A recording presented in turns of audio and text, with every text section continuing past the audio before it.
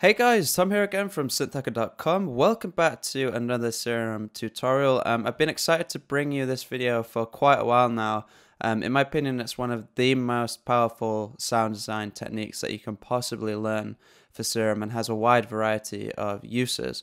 And it's going to be a way to create really organic, rich sounds in Serum using two techniques really involving custom wavetables and the noise oscillator. I'm going to show you 4 different sounds that I've created with this technique right now. Pay attention to how organic the sound still sounds once I switch off the noise oscillator.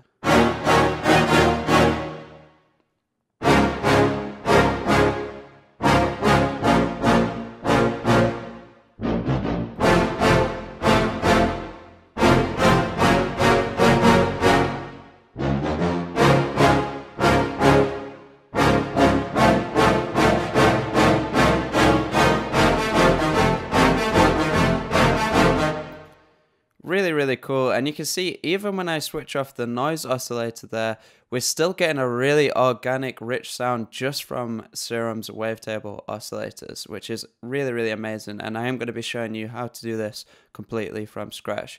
But let's first just listen to a few other examples, including the kalimba strings and the keys.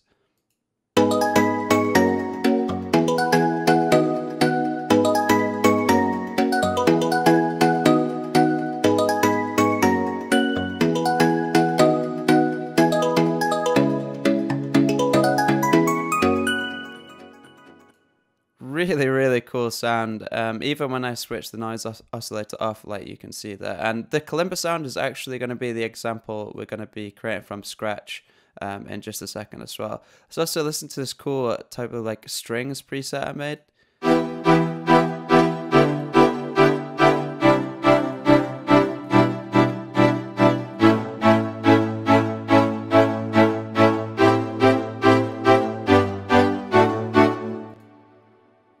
Really cool. As you can tell, even though it doesn't necessarily sound like realistic strings, it just kind of has this unique kind of hybrid sound to it, like a synth organic hybrid sound. It's really cool. And then finally, let's listen to this really cool whirly / rhodes keys preset that I made as well.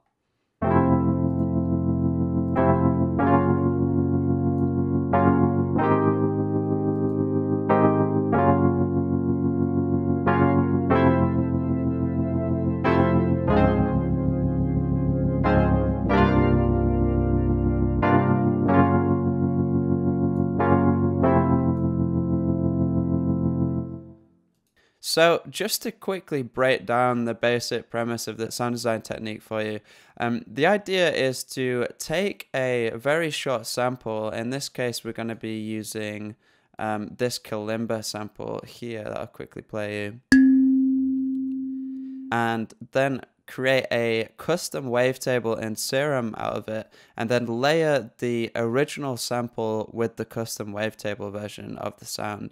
And what this allows you to create is a really cool hybrid sound, and it doesn't necessarily sound realistic. You're not trying to emulate the real thing. If you want to do that, you might as well obviously just use a sampler.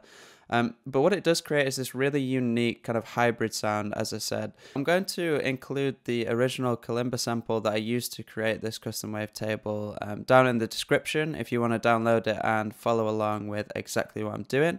What I'd also recommend doing is using stuff like Contact Instruments or Ableton's samples as well. Usually these type of samples that have been recorded for plugins have been, cleaned up and pitch corrected. So a lot of the time with those samples, you're going to have far less headaches, turning them into custom wavetables in Serum. So we're going to now create this really cool kalimba preset completely from scratch. Just before we do though, I'll mention that you can get a hold of these custom wavetables that I've created. They are included in every pack on my website along with all my other tutorial presets as well. Also, I'm going to be launching a Discord server very soon for you guys all to kind of talk with each other, ask me general production related questions or advice.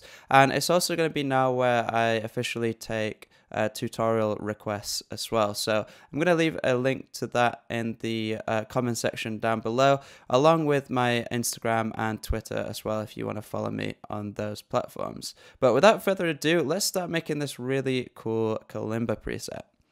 So let's go down to our tutorial channel here. Again, we've just got this little kalimba audio sample. Really simple, really clean. We're going to open Serum here and just initialize the preset, so we're starting completely from scratch. So once you've got some kind of short sample of audio, I'd recommend like 1 to 2 seconds, whether that's like downloaded or you've bounced it out using a contact instrument or something like that. We're going to drag and drop it into the oscillator. We're going to import as a constant frame size pitch average here. And then if we go into the wavetable editor, you can see that it's broken down this like short sample into its individual waveforms across 256 different frames. So what we're going to do first of all is clean this up a little bit. One thing that I'd recommend doing for most sounds is increasing this grid size to 64. You can kind of think of this as like increasing the resolution of the sound. And then what we're going to do is go into process and X-fade edges grid size, which we've just switched, we've just turned up. So what you'll notice here is that it will smooth out the waveform, the wavetable, sorry, from waveform to waveform. So the idea is that when we cycle through these, it'll be less kind of distorted and it will be a little bit smoother. One thing I'd also recommend doing is just removing the DC offset as well. So now if we go out of our wavetable editor and we sweep through the wavetable position, you can see the waveform change. And what we're going to do to try and almost emulate the real sound is use this LFO1 here to cycle through the wavetable position at a similar speed to the original sample playback. So we're going to switch off the BPM mode for LFO1. We're going to switch on the envelope mode. And we're going to turn this down to about 1.4, 1.3 hertz, something like that, maybe a little bit lower even. And then what we're going to do is drag and drop the LFO onto the wavetable position. And now when we hit a key, you can hear that the sound cycles through the original waveform. And if we click this, you can see it very, very clearly.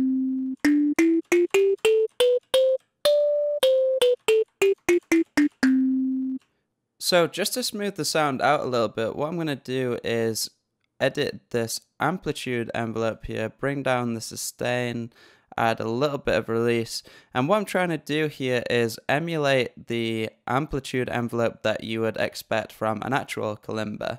And this will really kind of go a long way to make this sound even closer to the real thing. So now if we play the sound, maybe decrease the attack a little bit.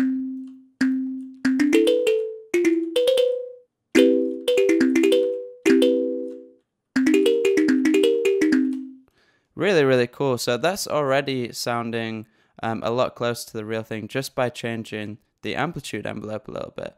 What we can now start to do, which is really interesting, is first of all layer our custom wavetable with the original sample itself. We want to make sure that we set this to one shot and also key track it as well. One thing that I found when you do key track it is you might have to increase the pitch an octave just here.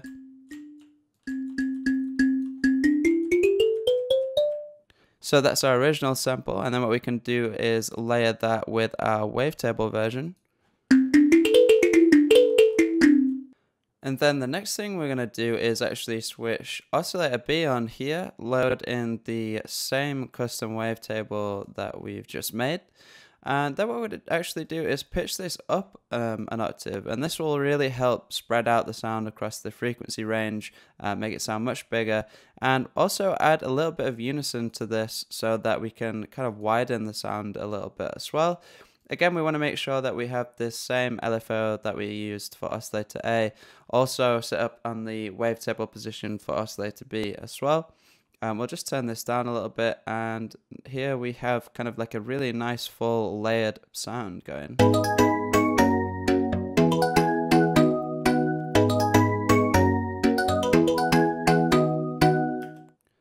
Really, really cool. And even if I switch the noise oscillator off here, you can still hear it sounds very organic. In some ways, it even sounds a little bit cleaner, but obviously it just comes down most of the time to kind of personal preference. So from here, we can play around with the amplitude envelope a little bit more.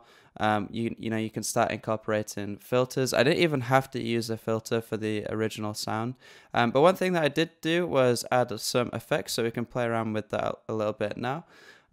Let's just dive into here and first of all add this hyperdimension effect just to thicken the sound as a whole up. Really cool. We can then add stuff like some chorus.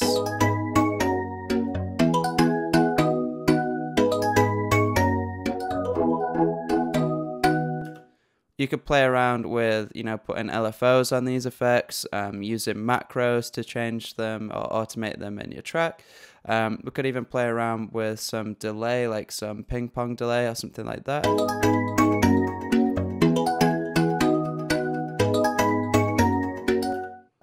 And then maybe just some EQ to clean the sound up a little bit, maybe roll off some of the low end.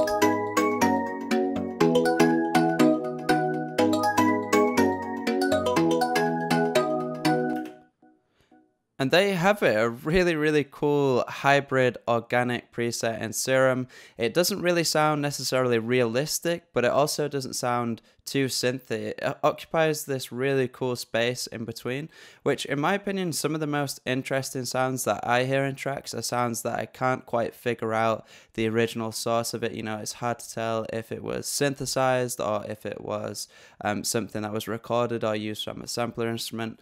And really, the sky's the limit with this technique. You can say make custom wavetables for 2 different instruments and combine them in the same preset.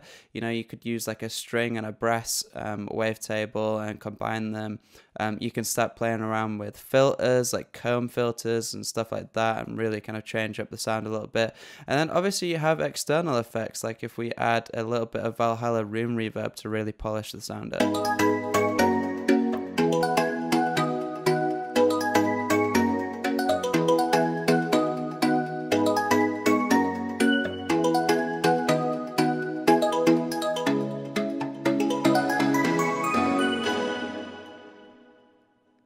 Really, really cool. So hopefully you enjoyed this tutorial and got some use out of it. Again, I'll include a bunch of links down below if you want to kind of play around with different samples to create this technique.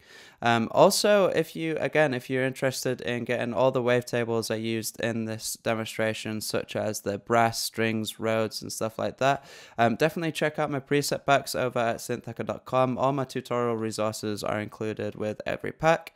Again, I'm launching a Discord server, which would be really great to be able to like talk more with you guys and see what you guys are up to.